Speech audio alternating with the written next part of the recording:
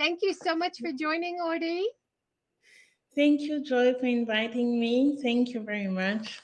It's so wonderful to talk to you because I am so inspired by all of your sustainability tips and hacks on your Instagram page, slow.life, slow.Tokyo.Life, right? Yes, Tokyo.Slow.Life. Yeah, Tokyo.Slow.Life. And so we're going to talk about some of your great advice here in a moment. But before we do that, I would love to know a little bit about your sustainability journey. How did you start getting interested or passionate about reducing your waste or living a more sustainable life? Yeah, thank you. I think it's a great question, Joy. I think I always have this interest since young, but it wasn't something that it was in my mind like a staple. And it really hit my mind, I think, 3 years ago. And when we start seeing all of this global change, this climate change, and also the impact of the global warming. And actually, we were on a honeymoon with my husband in South Africa, in Cape Town, especially where there was a water shortage for a very long time. And that was the first time that I was in a country where facing this kind of natural or climate change disaster. And I was really conscious of how we have to use water, what we can do, how, and so on. And that was the first time I was exposed to that. And the second, and then on the journey of our travel for this honeymoon, we were going to Zanzibar in Tanzania. And when we were checking at the airport, the funny thing is the hostess asked us if you have any single plastic in our suitcase. And we're saying, yes, we have one or two because we do some hiking. So we pack our shoes, our hiking shoes in some plastic. But rather than that, and maybe we have some dirty laundry bags also, rather than that, that's it. And then why? And she actually, Zanzibar completely banned single-use plastic. And that was really the first time that I saw a country or experienced a country who were completely banning it. And I was thinking, if they do ban that, it may be a huge struggle. And the struggle is real. And what is behind that? I wanted to know a little bit more. And that was also huge. So we have also this young lady from the Nordics, also Greta Thunberg, who was also quite exposed. And in Europe, there was a lot of movement, especially in France and in Germany, where I'm national from.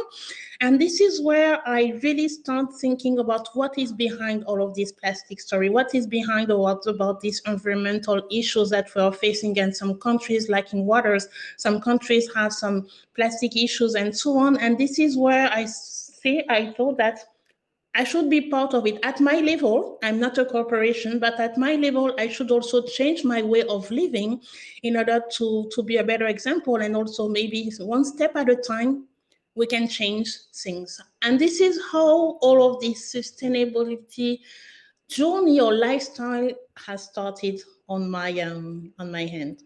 Wow, that's awesome story. Could you move your camera just a little bit so I can see more of you? Yep, perfect, perfect. This way? Yeah, Good. wonderful, wonderful. I also read that you were inspired by Plastic Free July, and Yes. you had heard about a documentary which you saw in France about the Great Pacific Garbage Patch. And Mm-hmm. then when you watched it, you made the connection from your travels to Zanzibar to what problems they were having in the documentary, as well as, like you Mm-hmm. said, they were saying we're banning the plastic bag because of the pollution problems. So I think that's so important, and I know you love traveling as well. I think that's so important when you can make a connection with local people, with a local place. And then it's more meaningful for you when you hear about it in the news or you see it on a documentary, and you feel a stronger connection about what you're doing and what this place is experiencing. Is that right? Yes, it's completely right. I think yes, as you say, I love traveling. But the best and I think the most beautiful experience that you have when you travel, you have the scenery, you have the nature, and the beauty of that is one thing. But I think for me, the most of the connection that you make in a travel is connecting with people, is meeting people. And when you meet someone, when you meet a life, when you experience life or a moment with someone, that will always you will always have that in mind. And seeing this documentary, plus the people that I saw in Zanzibar and all of these countries, the connection and the bond was even more stronger. It wasn't just even traveling, but traveling is the meeting of a lot of things, of yourself, of the people, of the culture, and so on. And this is the beauty of traveling. And this is how I and the way that I love traveling is meeting people. And as long as they share with me their story, I take one part of their story with me to build my own personality or to build also my own journey. And this is how the connection is became really stronger. And that was one of the reasons this travel and this meeting these people back in the time was something that really changed my way also of living and seeing things, and the connection was really, really strong. And this is how I started to go and to transition into this journey. It's still a transition for me, so it's not something that have changed overnight. And this transition this is what I try to explain through this IG page. Yeah. And I think the transition part is so important. A lot of people don't realize that if you make a sustainable change, it takes time, right? You need time to swap things out. Now, one of Yeah, the basic advice that I love yeah. on your page is about use of tap water. Because a lot of recently I was watching the Olympics, like many people around the world, and I was so disappointed to see all the single use Mm-hmm. plastic water bottles. It was making me crazy. Some of the athletes had their own reusable bottle, like the cyclists, the triathletes, some of the Yeah. runners, but too many Yes. people were Mm-hmm. using this single use plastic bottle. And we know this is such a big problem. But then a lot of people online were telling me they don't like the taste of water from the tap in Japan. And so you have a solution for this. Tell me about the charcoal that you use to make the water taste better. How do you do that? It's bamboo charcoal actually, and it's produced mostly in Japan, in the region of Okayama, and also you can find it also, I think, in Taiwan. But it's just putting the bamboo charcoal in the water, in your tap water, for minimum 1 hour, but maximum 8 hours, and you really have usually we say that the water is strong or it's gentle, soft, let's say soft, yeah. Yeah, So hard, and that hard really and make the soft. Yeah. taste, yeah, that really make the taste of the water really soft, and without any all of these things that you can see in the capital city water, like in Paris, or also in Paris is the same, and in Tokyo is the same. Is you feel this taste? It doesn't mean that it's not healthy. Obviously the water is drinkable, so we can drink it, but the taste it's that really remove all of these impurities in the water. And it's, yes, it's completely made with charcoal, and you can, what is funny is you can see all the bubbles when the charcoal is completely aspire all of these impurities. And we use it, I use exactly the same for the past 2 years. So every 2 weeks we boil them. So we put that in our glass. We have a 3 or 4 liters, I think, bottle of glass bottle, and every 2 weeks we boil them, and then we let them dry, and after that we reuse it. And some of them, when they really don't have any impact or effect, we put that in the earth, so it's completely compostable. And it's really fun. It's really I saw that for the first time actually in Cape Town. Yes, in Cape Town. And then when I was looking at where can I find this in Japan, I got the recommendation from Zero Waste Japan. So Zero Waste Japan is also an IG page that I do follow quite intensively, and that's really helped me. Actually, she had really helped me to go through this transition. Is when you're in a foreign country, is living abroad, and trying to find, okay, if I want to do that, how should I do it? And having some Japanese people also having the interest of it, and like Zero Waste Japan. I don't think there are many, but she has been really part of my plastic-free journey, and this is where I discover, after that, looking on Amazon and so on, discover where I can find this bamboo charcoal, and it's really, really affordable at the same time. I have that for the past 2 years, and we haven't changed, and we put that in our tumbler, in the glass bottle, everywhere, and it's amazing. Yeah, I love this. And sometimes you can see it sold in Japan as magic bamboo charcoal. And it Mm. really is magic. Like if you add it to your filter or water jug like you do, it really does make the flavor, just it kind of takes away any negative Yeah. chlorine Yes, taste or any definitely. flavor. It tastes a lot better.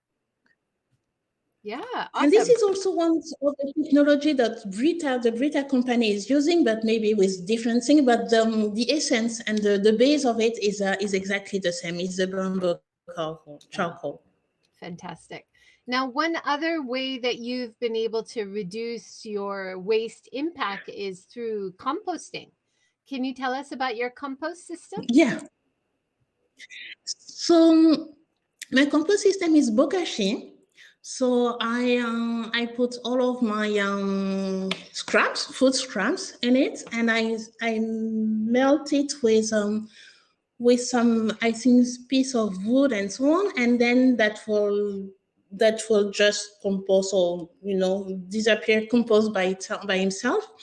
And what I needed actually is a fertilizer. So I have a fertilizer. So I use also, I can have some fertilizer water, and so then I compose my scraps, my food scraps.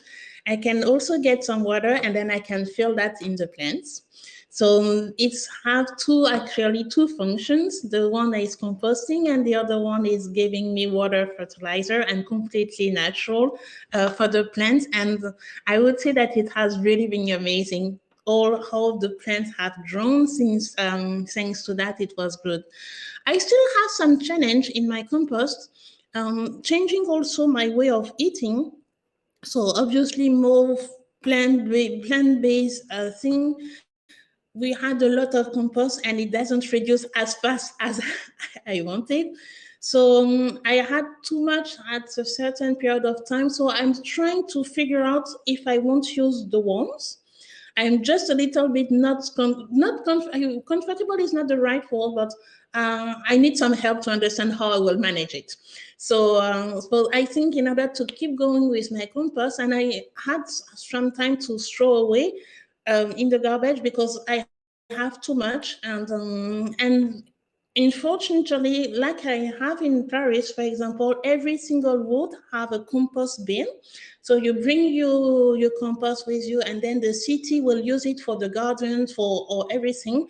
So it's really, really handful. I would love to have it in Tokyo, unfortunately not. So I need to find another solution to be effective with my compost. And I think with the ones, because they will eat it and will reduce the volume, that will help me to keep going with it. Yeah, that's wonderful. It's great to hear that you've been growing some of your own food.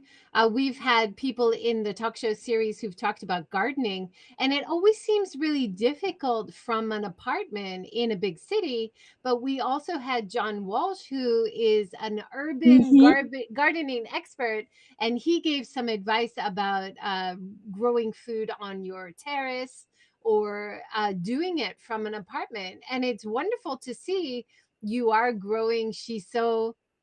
You have some Yeah, wonderful shiso genovese recipes that you're trying. So part of your yeah, flexitarian lifestyle to reduce your meat exactly. consumption, reduce your fish and seafood, but increasing your plant-based. And then you need more space for your composting. But it's wonderful to Mm. hear that you're trying all of this. And it looks like you're a great cook. How did you make the shiso genovese? Is it hard? It's really simple. I love cooking, but cooking for me has to still be a pleasure. Fast, not that fast, but at least don't take hours, except on weekends when you want to have a family big lunch or dinner. But on weekdays, it needs to be really fast, and it is actually easy. And this one is just putting shiso, olive oils, and some cashew cream nuts. So yes, cashew cream nuts, cashew cream, sorry, and some panko. Yes, and some panko as well, and that was it. And then mixing everything in the food processor, and it was good. It was good to change from a basilic and Genovese pesto to we did the cilantro, the shiso. Now I think I have another idea to try with the avocado, so I will try different options with it. But it's really easy. It really takes less than 10 minutes, and cooking with the pasta, it's a lunch. It's a quick lunch Yeah, for less than 15 minutes. And I then you love can it. store them in the fridge, so you can have some in advance as a prep. Yeah, wonderful. You also had a tip about freezing your shiso, freezing some of your fresh herbs in ice cubes and then using it later. And I thought that was a really good tip. Yeah. So you use shiso also in smoothies? Is that I'm right? on a daily. Yes, exactly. On the daily basis, this is also one of the things. I actually started with my husband, but I industrialize and I make it more. I industrialize the process of making smoothies, and then as we are doing that every single day, I needed to also, in terms of waste of no, save some time to have some smoothie preps already. So I store and I freeze a lot of my lemons or coconut milk or herbs in advance. So then I have everything ready and I don't have to peel, to cut, and so on. And I just take it from the fridge or from the freezer, and that helps us to make sure that we have our smoothie ready in the morning. So yes, I freeze a lot of things now, I think, and especially when we are in the summertime where we want to have different taste of smoothies or even popsicles and so on. So I freeze a lot of things, and I haven't posted that yet, but I now also freeze aloe vera. I use aloe vera for my skin, but also for my hair. And I was using, but a little bit wasting my aloe vera because I wasn't using. When I do my shampoo, I don't do every day, so I was wasting a bit of my aloe vera. So then I tried to discover how can I store it and make it last for at least 6 months or 1 year. So now I freeze also in the ice cube of my aloe vera, and anytime I use it, it's like fresh, and it's really good. So I'm quite yes. The freezer is something which is we we can't live without it, and it's really also a way of storing and of conservations, like also the pickles and the tsukemono. But that will be this is also another way of plastic free, or at least some sustainable things that we are trying to do. Yeah, great. So freezing and then using it throughout the year, and so you Yeah, can keep that seasonality of your fresh herbs, but use it for a much longer time. I also exactly. I love that you've been making your own ice cream. I think ice Mm, cream is something everybody wants to eat now, but it always comes with a lot of plastic packaging. So it's great yes. to see that you've been making your own green tea ice pops and other Yeah. kinds of ice pops. Wonderful. Yes, true. Yes, ice cream is, yes, it really comes with a lot of plastics, and also I transition also with more plant-based vegetable milk. So by being able to do my own popsicle, so I can use the fruits or the herbs, and also using any other type of either coconut milk or almond milk, or soy milk as well. The coconut milk, I would say, is the best combination. And so yes, this is also what we try to do. I try to do is doing my own popsicles and dairy free and with fresh vegetables or fruits. Oh, frozen fruit also. And seasonal fruit okay. And when you need at huge certain volume, frozen fruit also can be also a good option. Wonderful. You also talked, this is connected to your green tea, but you talked about your morning routine, making your own Mm-hmm. fresh green tea. I love that idea. I drink way too much coffee, but I have changed from using any filters to using a French press or coffee press. Yes. So then I can just Mm-hmm. put the grinds right into my garden after I Exactly. don't have any waste anymore. And the green tea is also nice because you're just using the powder, right?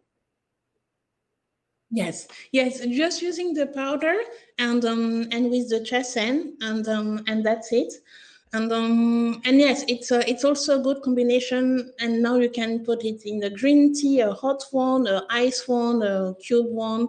So this one on the picture, yes, that was just green tea, I think, with some milk inside as well, and with green matcha scones all together. Yeah, beautiful. Did you make the But I'm a scones? really a tea, yes. Yes. No, this scones was from Din and Deluca. Dean and DeLuca. Yeah, they're a nice company, aren't they? Yeah, Um, yeah. I went to their shop in New York, so it's so fashionable, right? So it's so high quality and something you can use for a long time. And I think this is also connected to sustainability, right? Buying things that are of high value that you Yeah, can use for a longer amount of time and you feel better exactly. using it, and it's more sustainable because you're using less over time, right? Exactly. This is exactly the we have all of this fast fashion of fast a lot of the the consumption is quite high and we are pushed all the time to consume and to buy stuff. But when you, even if it's cheaper, when you add them back in the time, because it will broke easily and they will break easily and so on, what feel me comfortable is maybe buying less but buying better, and with a better quality, and also maybe there is a story of the handmanship behind it, or the way that has the history of the house of the company who has built that, but for a very long time.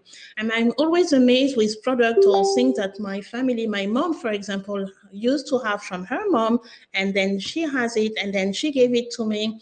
And this is something that there is a history, there is a bond, there is connection, and on top of it, this is something with continuing his life with other people.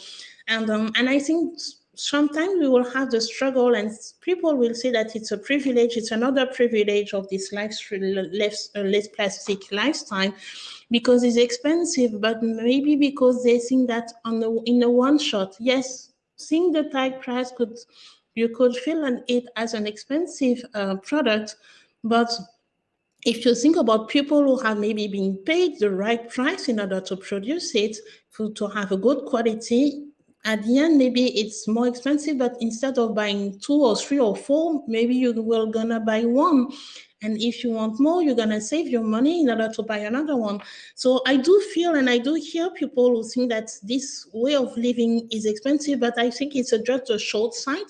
And you also need to have all of the holistic point of view in order to really understand that at the end of the game, you save more. But this is not something that I think that require more education, but also to make this way of living more open, more affordable, and also less not elitist, I would say. Yeah. And I think if we look back in history and even in Japan, see how they used to reuse everything in the Edo Yeah. period, right? And they would Mm-hmm. not uh, dispose of anything that was still usable. So they would make use of kimono material. If it's damaged, they Yeah. use this part. And then at the Mm. very end stage, it becomes a rag, and then it goes in the garden like compost. So nothing is wasted. Yeah. And I think in our modern lives, we've kind of lost that connection to using things as long as possible. And you give some great Yeah. examples on your Instagram. So, for example, this beautiful Arita porcelain, so very high Mm-hmm. quality, made in Japan ceramics, and you can enjoy your coffee or tea and enjoy it for a really long time. You're also promoting Japanese culture and Japanese heritage in that way. It's fabulous. Yeah, beautiful. Where did you Yes, get? you're completely right, Joy. Is Yeah, yeah, and then your glass Yes, you're completely right. containers. I think in the Yeah. modern society, yeah. Sorry, I think we have No, some. yeah, there's a Yes, delay. the Go Adita. go Yes, the ahead. Adita. The Adi, thank you very much. And I think you're right. In the modern society, we lose the track of the meanings of using things on the repeatedly and every single things. And in the Edo period in Japan, and also in the other ancient time also in any Western or African countries, that was also the same. And I think this is where everybody's trying to go back. And with all of this climate change, we try to go back. What does matter? What is essential? And this is that was the example of the Arita Yaki porcelain that were on our travel. I think it was on May. Yes, we did a Kyushu tour, and we are. I'm passionate about ceramic, so we went to Arita to enjoy green tea in Yame, as well as for ceramics in Arita and Imariyaki town. Beautiful. And we've had a ceramic and pottery expert from Kyoto, Robert Yellen, on the series many times. And he's very passionate about supporting local potters and promoting these beautiful ceramics and pottery from around Mhm. Japan. And of course, people love it around the world as well, not only in Yes, Japan. But I can imagine. we need to appreciate this artistry and be able to Yeah, use yeah. it for a long time is wonderful. Yeah, yes, definitely. It became, yes, pottery and ceramic. It's handmade and different, coming from different soil, different colors, different countries, and so on. And in Japan is also something which is from Imali, Hagi, Bizen, and all of that. So yes, we love doing. Anytime that we are visiting a place, we are trying to visit also a ceramic place. One day we're gonna do a kind of ceramic tour, I hope. But Yeah. yes, ceramic is also a huge part of the culture in Japan, and in many other parts of the world. But in Japan, they took it at a very certain serious level, and which is really enjoyable. Yeah, wonderful. I love discovering new ceramic and pottery shops around Japan. It's so fun. You also talk about the replacing your plastic containers with glass and wood, but waiting until something needs replacing, waiting until something is broken, and then replacing slowly. So you're not throwing everything out right now and replacing Hmm. it. You're doing it on a kind of slow transition. Hmm. Definitely. Yes, and you can feel that maybe it seems to be a fashion, or maybe with the urgency of this climate change, maybe people start having the awareness of this how to or thinking for sustainable way of life or lifestyle. Um, but one of my best advice is really one step at a time. is you don't throw everything, the baby and the water at the same time, because everything is bad. It's just that you change, and the way that you change also is more meaningful than just throwing everything away and then buying again, but saying, okay, this one I use it and I use it for a certain period of time, and when it will be broken I can change it, and changing for something which will even last will be more meaningful. And um and I really don't. And you have a lot of different shops and so on who are buying, and they are doing amazing products, but rushing in order to just buy something new just for the sake of being part of this trend of plastic free is not really a good mentality. So I just changing things back in only step by step. And I don't feel ashamed. Yes, I have some plastic. I also have some Tupperware boxes, and the Tupperware have been there for more than 50 years. Everybody from any families has Tupperware boxes, and they are reusable. It doesn't mean because they are plastic that we can't use them. And sometimes a Tupperware box is also lighter when we go for picnic. Is lighter than the glass one. So we have all of this. Is not no plastic in life. It's just single-use plastic. Trying to transition for no single-use plastic. So this is also where I want also to make the difference. You have people say, "Ah, but this is plastic. You shouldn't use it." Yes, but actually I can clean it, use it again and again and again and again. So this is, yes, this is the thing, is we change step by step for glass and wood box, container box, and I also have keep my Tupperware box, and until they will be, either they will burn because I will put that close by the stove. Yeah. And I think you said it's so key, right? Just try to avoid buying single use. If Yeah. you have, if you only have the choice to buy something plastic, but Mhm. you know you can reuse it, you know you can use it a long time, or maybe it's a Exactly. bigger container so it contains more at a better price. You just have to kind of judge things case by case, right? We're not at a point, especially not in Japan, where we can live without plastic. It's just not possible yet, right? Exactly. Yeah. If we can't live without plastic, we can't throw away. Plastic has also been a huge help in for the conservations or for the cleanliness of some. You need sometimes from time to time you need it, and this but there are things that you can live without single-use plastic, and this is what I try to do. And then step by step you can find, and I'm pretty sure that they will find other ways, and that will be good to also push the technology, and has a developed market, a developed country as Japan, to see what will be next after plastic. Can we use plastic made with corn, or plastic made with cassava, like I've seen that in Indonesia, for example, something that will be compostable or biodegradable. I think what will be the next challenge is innovation within this plastic area, but we can't live without it, and I don't want to be narrow-minded, we use it. It's a part of our daily life, especially in this country. But we have to choose our battle. Definitely. And I think at first, people might be turned off by the zero waste enthusiasts who only show us one tiny jar with a little tiny bit of plastic in it and say this is 1 month or one Mm-hmm. year. And so I think, well, there's no way I can do that. I should just give up or not try. So I think it's really important to kind of think more practically. Like, you have this Yes. beautiful collection of tote bags. You have started to use makeup beauty items which are reusable instead of single use.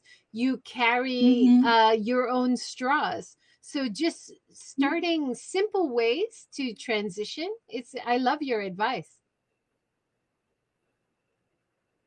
Thank you. Yes, it's really simple way to transition. That the tote bag was actually the tote bag. This is what we made also as a wedding gift for our guests. So that was a kind of looking forward thingies, and they are amazing, and we really love the tote bags. And it's really now it's and this is one single thing, and that became almost a staple for everyone. Everybody now has a tote bag. You can't leave your home or your place without a tote bag, even the small one, whatever it is. Everybody has one, so it's great. And for the cotton pads, um, yes, I think I save more than 1,000 pads a year now. Thanks to that, and it's so easy, and it's so easy to wash. Also, it was one of my greatest beauty tips. I think I have others, but this one was great. And just having my straws, I have bamboo straws or these straws with me. It's completely foldable, and which is also interesting. And when I go to a restaurant and something, I say, okay, so I don't want the straw. So how do you will do it? So I have mine, so it's okay. And then you start also having conversation with the employees, always and share, oh, how do you do that, and where we can find it. And then this is also making also the way that you live, or the way that you live can also have an impact, but not by harshing people or not doing things, but just showing the example of who you are and what you do. And some of them then asking me, okay, where can we find that? So I share also what we have in Japan, like no straw, the no straw page, or bad disease, or other people who are also doing that. And this is how the network also can start being built. And just one step at a time, 1% won't change the world, but they will change this part, and then step by step that can grow in a certain way. And I think this is also how and what I try to do with at my level. It's something which is it's a fun thing. I started this IG page really for the fun. Actually, I started when I arrived in Japan, and I promised to all my friends in Europe, actually, I'm gonna connect with you with through IG, and then we're gonna see where we are going and so on. And didn't have time, actually. I didn't have time until the COVID. And this is thing working from home. This is where I think that has been the trigger. And the trigger is, okay, what do we do? How do I live? And maybe not just showing Japan to my friends and how we live, but also showing my real life, or not only the monuments and Kyoto and so on. They are martial, but they're trained, so they know me, they know how we live, and why not sharing that with others? Definitely. I think having that combination of the beauty of Japan, the culture of Japan, but also what sustainable choices you're making to reduce your waste. And you're also making a lot of your own beauty products. Like for me, the beauty products are so difficult to buy now without plastic waste. And it looks like you've had such success making your own toothpaste, making your own soap. Can you talk about that a Yeah. little bit? So the toothpaste, I think that was one of my sister who offered me a green beauty DIY book for Christmas. I think 2 or 3 years ago. So and it's really a good one. So a lot of recipes. So I'm using most of these recipes for the beauty product, for the hair, for the skin, and so on. And that was one of the example of how to make it. And then I localized some product, obviously being in Japan, so I localized it. So I think I have some sage powder, yes, sage, and with also salt and mint, and I think I put also a pint of sancho, so the Japanese paper, and with baking soda, with baking soda. So that was a combination, baking soda, and to solidify it, I needed also some coconut oil. So then when it's cold, so then that will solidify it. And I just use the mortar that you use when you want to have some kosher salt. So I just use that, the one I have in the kitchen, clean it. So I just use the one I have in the kitchen, clean it, and put some coconut oil, and then in the freezer. And it lasts, I think it lasts maybe 2, 3 months, because you don't need that much. I do remember that I used to use so many toothpaste, and you don't need that much, so that lasts quite a long time. And we just use as a container the one that we bought when we were in Thailand, exactly the same container. So it was a plastic one, but this is exactly the one that we use for the past 4 years now.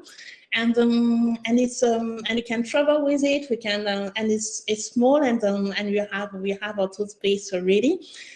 But when I'm lazy and I don't want, we also have really good like eco store who are also doing amazing toothpaste. There is also, I think, David Jones, if I remember properly. But this is also where the game is changing, because now big corporations and food and beverage corporations also enter into the game. I was traveling in Europe at the beginning of this year, and I went to some zero waste shops and also some normal shops actually for doing some grocery shopping. And they also have, it wasn't non-plastic, it was an aluminum toothpaste, but only with natural and organic product. And the thing is, it was great because it was in charcoal, and another one in coconut and in mint, I think. But what was great, it was maybe 2 times less expensive than the one that you have from other brands.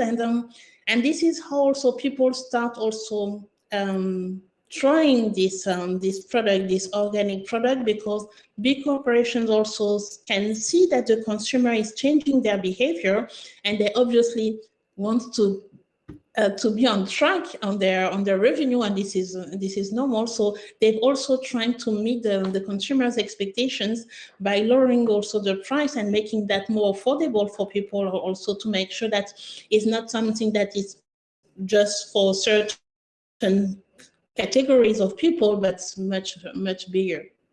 And yes, that was the way that we tried the green beauty. I wouldn't say that I do that for all of it, but some of them are using on the daily basis. It's really easy, and is really easy to do. We will make it. And but you also have Japanese beauty, which are quite amazing from time to time, and we shouldn't avoid to use them if we need it. But toothpaste, soap, you have a great soap, things that are easy to do. And it's fun to do it as a DIY for yourself. And it's fun to do it as a DIY for yourself. You have the feeling that I'm doing something by myself. Can be done with kids also, in family. And yes, it's a good project at home, as we have been staying at home for quite a long time the past 2 years. So it was good activities. That's great. It's great to hear that you're having so much fun, but also so much success in replacing some products which only usually come in single-use plastic containers. Now, your work is in marketing, and I love to hear your perspectives on how more sustainable products need to be a little bit better at marketing most of the time. But sometimes, like you mentioned, some of the stores or some of the high quality products, they're doing such a good job with the marketing, making it look high quality, attractive, something that fits your lifestyle, something you want for a long time. So, as someone who understands marketing very well, what advice would you give for a sustainable product maker to make their product hit the correct market, the correct user? Do you have any advice? I think that the first thing is to make sure that you meet the consumer expectations. You can see a lot of sustainable product that will just, they use some packaging that will just be in papers, or things that look roots or too natural. It's even beyond. So and the packaging is everything. You can have a nice packaging and a source of product, and but everybody would like to have it. So it's really on the packaging that I really recommend people also to change their way of. People will say yes, but what is matter is what is inside, and it's not the packaging. But you also have to choose your battle. And if you want to have more and more people who have interest on what you're doing, you also have to play with this game. And the second one is also to make sure that this is something that rings the bell or does really matter for people. So the sustainable brands would say they have, it's still a niche, and we shouldn't hide it. It's still a niche. How you can make it more affordable, or how you can be more um, reachable for people, is maybe also all of this educational. There is an educational stage that needs to be done.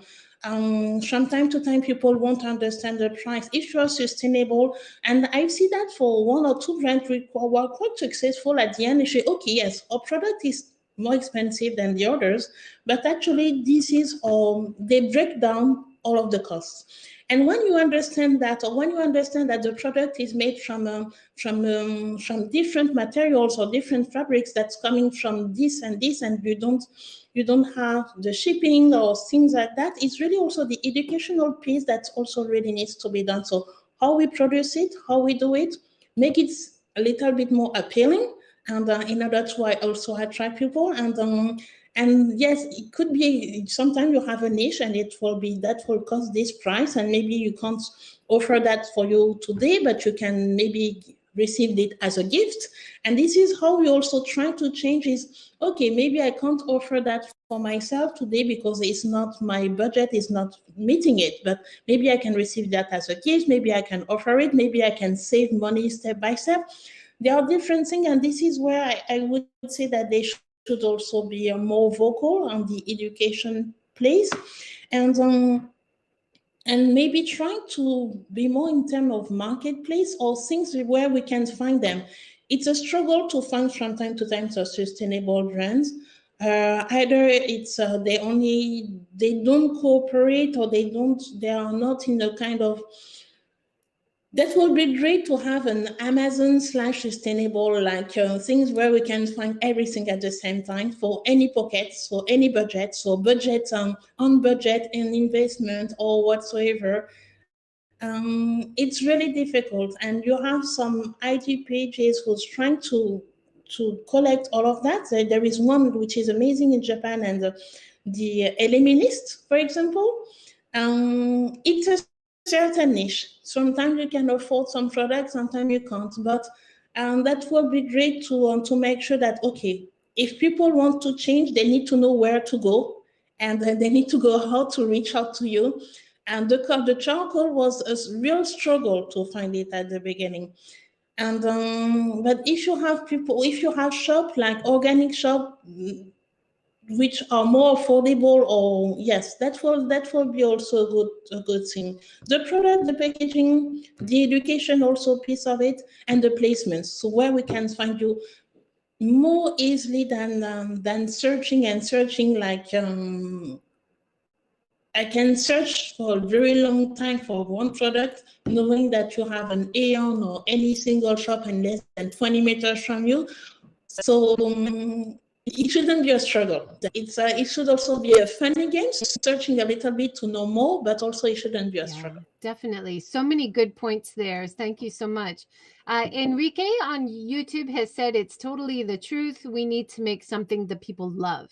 And I think now we know that the consumers are changing. We know that 70% of all people seeking travel opportunities are looking for more sustainable options. I know, as someone who's, thinking about sustainability, if I walk into a shop and I see things that are not wrapped in plastic, immediately I feel happy to be there. If I see things that are made locally or even made in Japan, immediately I think better of this shop or this brand, right? So I think the Mm. consumer is also changing, and the companies that are catering the higher quality, longer use, more sustainable products to these new consumers, they're going to be more successful. Don't you think? Yeah, definitely, definitely, because it's not only a matter of a product. product, it's also the matter of the value of this company.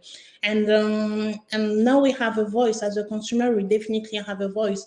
And working in marketing back in the time, it wasn't my age, but back in the time, you only have TV and radio and newspaper, and that was a one-way communication. Today, with digital and with all of this area, you as a single person, you can share, you can comment, you can deny, you can agree, you can disagree, you can amplify. We have a voice, and we have a voice that can be used in a better way now, and the advertisers and the companies know that. So how we can stay valuable to this person, not only with our product, but what's the product, what is the story behind the product, maybe from the origin of the product, and what we want to share as the value of the company with this product. And this is something which is even more important today.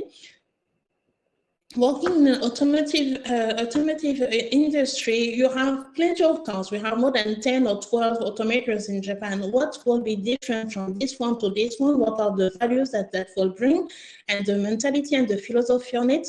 This is also, it's not just a product now, it's also if this company fits or meets my values, my expectations. And this is where the lifestyle change is not just having one product due to the tag price or due to the tag name being part of your community, but being part of the community is also on your beliefs.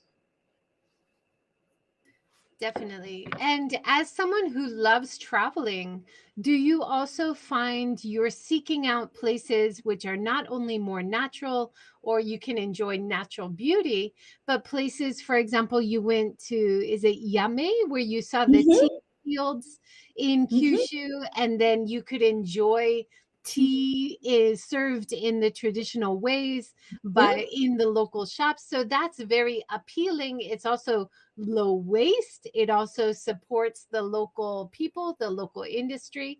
So as a traveler, do you find yourself more attracted to these kind of places? Yes, definitely.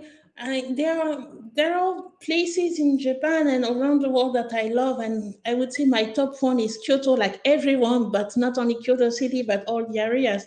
It's my yes, I can go there 3 times a year, and I always amaze and so on. But what really matters now is off the beaten track. So going in areas where I just don't want to be the first one, but I just want to be with less people, but also with more connection. When you're in Kyoto, we can't speak with everyone. But when you're in the small places like that, people are so first there. You have such a warm welcoming. They sometimes they don't understand how you do manage to find their places and so on. So they are so, and they have questions, and they have questions, you have questions. So the communication is so much easier this way. And we love also doing hands-on. For me, traveling is not only visiting and sightseeing, but it's really meeting, and it's meeting people, and it's also discovering the culture, discovering their product, discovering what they are doing. We have a certain pattern when we do travel now. Is as I said before, it's ceramic, it's tea. We also with it's onsen, and it's also hiking. I'm not the best one, but I had to in order to that was if you go for hiking, we go to onsen. So that was the balance between within the couple, and it's really hands-on. Yesterday we did, for example, 40 kilometers around the Lake Toya, and it was so enjoyable. The nature was beautiful. The shop where we rent our bike, the Oji-san was maybe 8 years old, and he was starting discussing with us and so on, and giving all the tips where we can go and things that people don't go to be careful and so on. And this is the way of traveling. The way of traveling is obviously you have big cities that will always be amazing, like Kyoto or even Tokyo, but off the beaten track is the way that we really love traveling, to have more connections and more and discovering more. So, and with less people from time to time, but discovering even more in the slow way. It doesn't mean that we do less, but we don't do less actually. We are more hands-on. and it becomes more valuable. So yes, this is our new way of traveling, and so far it's a good way of meeting people and supporting also the local economy, the local industry. And I guess I will always remember one of my the Chugoku road trips from Tottori to Okayama, starting from going through Kurashiki, Hiroshima, Tsuwano, Masuda, Izumo, or even Hagi one of the best one. And we are trying to do others like that, and this is how we try to enjoy also. I try to enjoy my journey also in Japan. They have the mountains, the sea, the countryside, and a lot of things to make us discover. Yeah, that's wonderful. And it sounds like you are also a believer in slow travel. Like you said, now in Hokkaido, you're there for 10 days. This is something I always recommend, that we need to encourage people to stay longer. Don't travel Mm, quickly around Japan, even though you can, because they have high speed trains that can take you places yes. very quickly, but don't do it. Don't go to Hiroshima for half a day and go around the Yeah. all of Japan. Please take your time. Stay at least one night, if possible, 2 nights, 3 days in each Mm-hmm. location, and you can just enjoy it Yes. so much more and really get that deep Yeah. understanding and wonderful experience, right? Exactly. Yes, this is really the way that we've always traveled. Actually, is really to maybe to travel less, but taking more times to do things. We can do some short weekend in the less than 1 or 2 hours from our place, like we did in Chiba, I think 2 or 3 weeks ago. But when we travel, we try to stay a lot of time. In big cities, I would say yes. We spend first 4 days or 5 days in Sapporo, and until we get bored, it's a good timing. But at least we didn't rush. We didn't wake up at 5 a.m. with a bucket list and with a cycling list to do. It was just okay, let's go with the flow. It's raining today, so maybe it's okay tomorrow, the weather. So then you are not in the rush of doing a lot of things at the same time. And this is how we like traveling. And now, yes, and now we are in Lake Toya, for example, and we just rent a summer house, and we are going to the farmers downstairs, a little bit lower, and where we buy their fruit and their vegetables, and we are just enjoying. Yes, the slow travel is maybe travel less, but travel maybe better. And because it's better. You can have also a certain budget for it, but it's so more enjoyable to not being pursue with I have to, but I want just to travel the way. If the weather is not good today, we had 2 days of typhoon, and we say, okay, so we're gonna change our plan, but we were not in the hurry on saying that okay, we are leaving tomorrow, so we won't be able to visit that, and that. So we just go with the flow, and now we have a beautiful weather, and we are completely fine, and we completely rest also. So we are going back to work after, and it's gonna be okay. I think you're showing pictures when I was struggling and I was just wanted to about my hiking. I It was a can great hiking I actually. can It was understand that not that completely. And difficult, but so many beautiful temples, or so many beautiful views in Japan. You do yeah. have to climb a lot of stairs. So I love this photo of you. It looks like it's difficult, but you're enjoying it. And just take it slow. Keep resting Yeah, when you need it, right? And the views were exactly. amazing. And yeah, and the award is when you see the views, yes. And when you see that tree, okay, it did worth it. It did worth it. But it's Nokogoriyama, yes, it was a really beautiful area and places that we did visit. Yes, couple weeks ago, and that was really close by to us. It's less than 2 hours, but never visiting Chiba before, and and they have really beautiful spots. Nokogoriyama is one of them. Then we visited another place that I haven't posted yet, but that will be for my future one, is where you can grow your own rice. So that was also something really interesting. We did some diving also, and the scuba diving was amazing also in this area. And it's interesting because they try also to develop this slow tourism, slow travel mindset. And they're creating some glamping and rooms on the trees and so on. So yes, you can see that there are some changes. I don't know at which level. I think the challenge for me is to understand individual level. I don't see that much from my Japanese friend, and that's why I was trying to, okay, for this plastic free July, I will try to make it in English and in Japanese. So then they will also understand why I'm doing that and what is my transition on it. But not that much. Thankfully, we have this lady from Zero Waste Japan who is doing an amazing job. But it's not that many. But when it comes to cities or government with the sustainable goal development, I think they have that in mind. But at the individual impact, this is where it's a little bit more difficult to exchange and share with Japanese friends for the time being. It's still more something which is more foreigners, and I'm living here, so I just also want to, and I received some great tips actually from my Japanese friends also.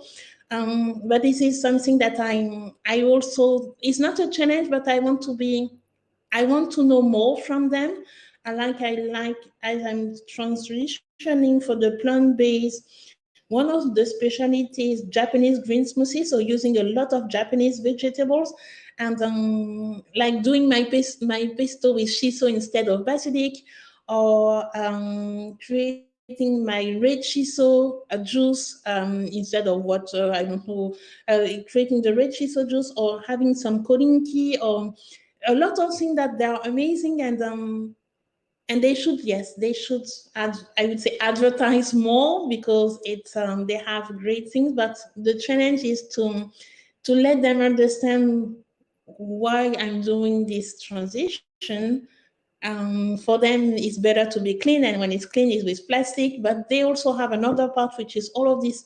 I don't remember the term in Japanese for plant-based, but the food, that the diet that was from the monks.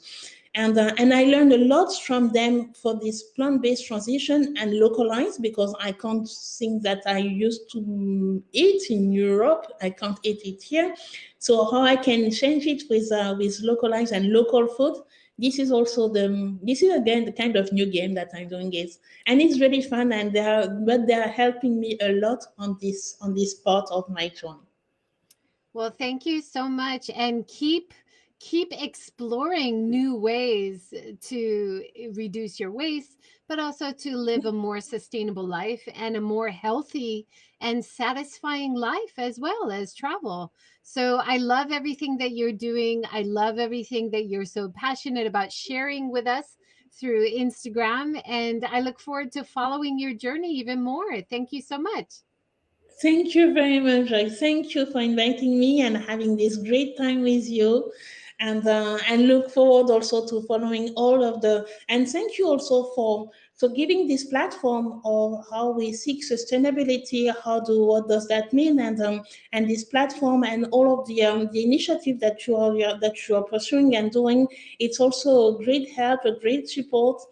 We feel a bit lonely from time to time in Japan. We are far from, but with you, and also to have some English, English sources about that. So with you and with your platform, it's also a great help, a great support.